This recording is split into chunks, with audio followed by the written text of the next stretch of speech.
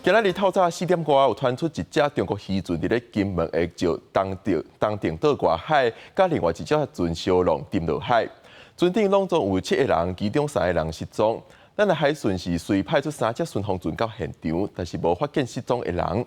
也那中国国台办是讲，救起来的4个人当中有1个人当场死亡。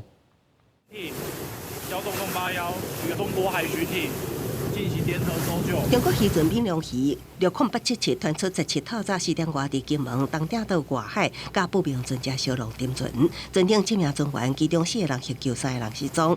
南国海巡接到通报，派出3只巡防艇到附近海域协助救援。今天清晨开始，金门的海巡队就加入跟大陆协同搜寻的行列。我们会把握黄金的72小时，做好两岸共同依照人道主义救难的这种行为。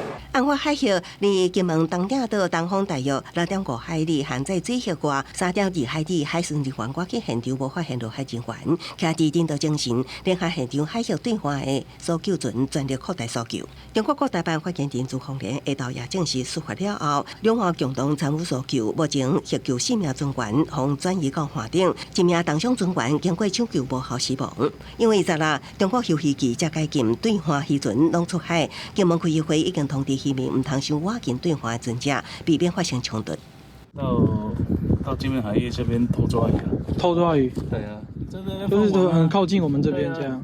那放网都很多海巡的都会去抓啊。对啊，赶也赶不走啊。群组里面，我们也呼吁这一个我们渔民朋友出来要注意自己的安全，尽量避免跟大陆渔船接近，发生纠纷。今年3月，东顶岛海峡才发生中国渔船闽良鱼6122沉船，迄当时南洋船员有2人失踪，加上2月发生的金门快艇案，南国海巡巡防艇长甲驾驶方以贵司第4罪上班。